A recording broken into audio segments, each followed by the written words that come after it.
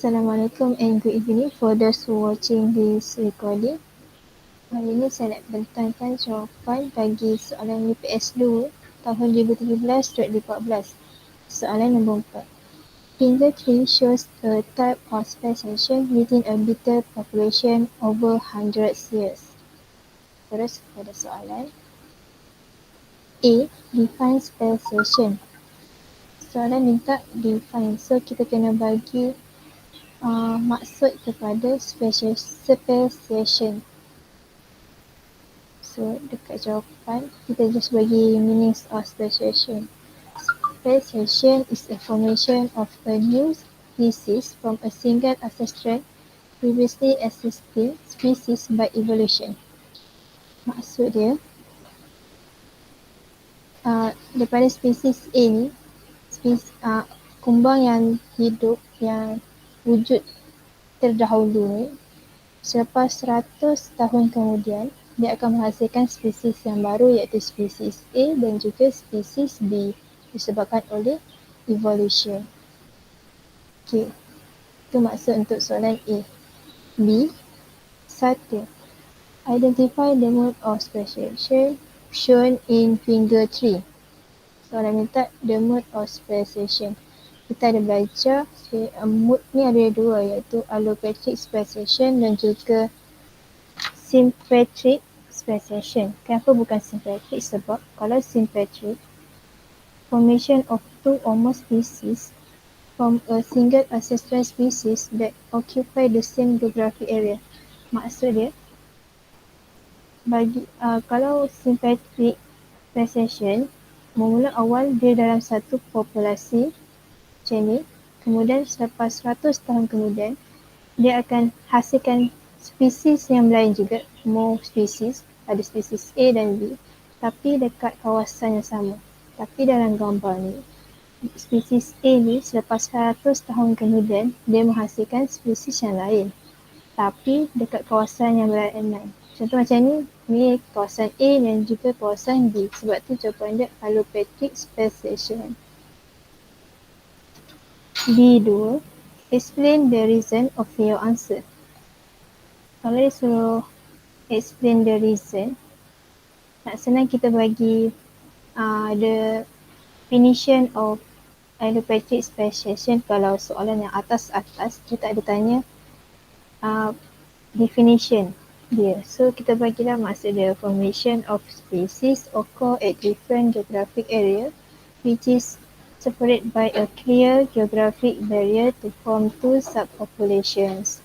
Each subpopulation has separate gene pool. So betul lah maksud dia. Bila dekat atas ni, spesies yang baru akan terhasil di kawasan yang berbeza, iaitu dekat sini kawasan A dan juga kawasan B, disebabkan oleh clear geographic barrier. Ni clear geographic barrier to form two subpopulation. Ini dikira subpopulation yang first, ini second subpopulation. Setiap subpopulation ni akan dia separate gene pool. Gene pool ni kita ada belajar waktu SEM 1 chapter 5. Gene pool maksud dia the aggregate of genes in a population at any one time. Dalam satu masa, ni dikira satu gene pool.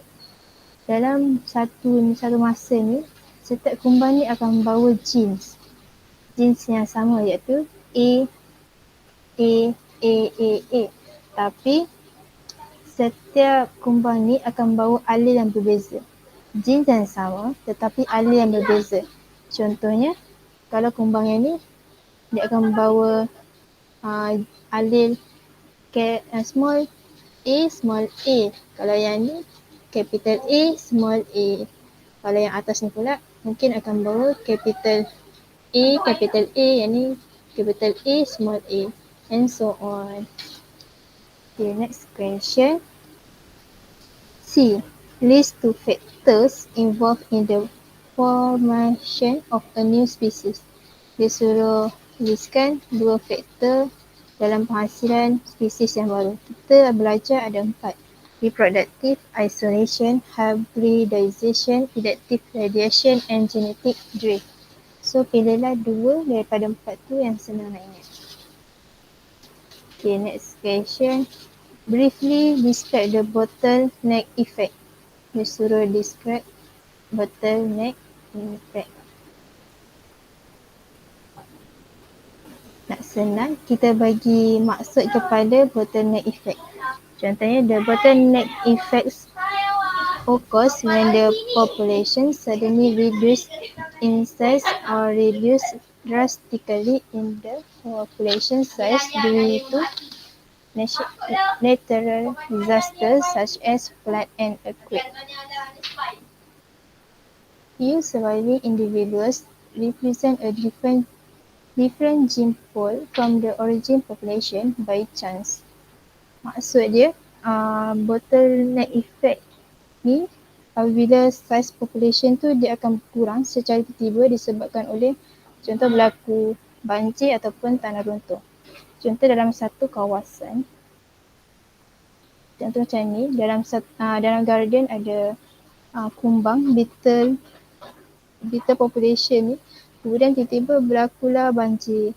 Bila berlaku banjir, banyaklah kumbang ni akan mati. So itulah dipanggil bottleneck effect. Tapi ada yang a few tu dia akan survive untuk teruskan hidup. So nanti the next generation yang survive untuk hidup tu, dia akan menghasilkan next generation tu dia akan increasing. Last question. How founder effect can lead to the formation of a new species? So soalan minta founder effect. Macam mana founder effect ni akan lead the formation of new species? So jawapannya, when a few individuals migrate to colonize a new isolated location, founder. These founders represent a different gene pool from the origin population by chance.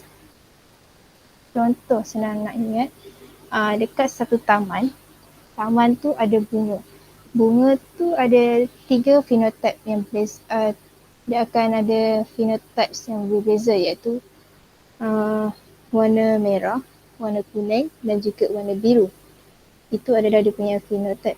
So bila ada burung datang, mungkin burung tu nak ambil makanan, so dia akan ambil seeds dia.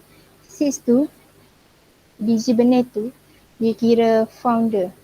So bila burung tu ambil seeds tu, biji benih tu, dia bawa ke kawasan lain, kemudian biji benih tu jatuh dekat kawasan lain, so dia akan menghasilkan small population yang baru dekat kawasan yang baru.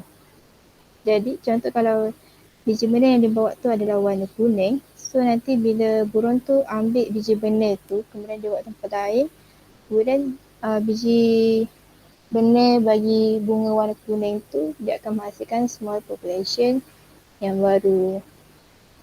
Okey, itu saja. Sekian, terima kasih.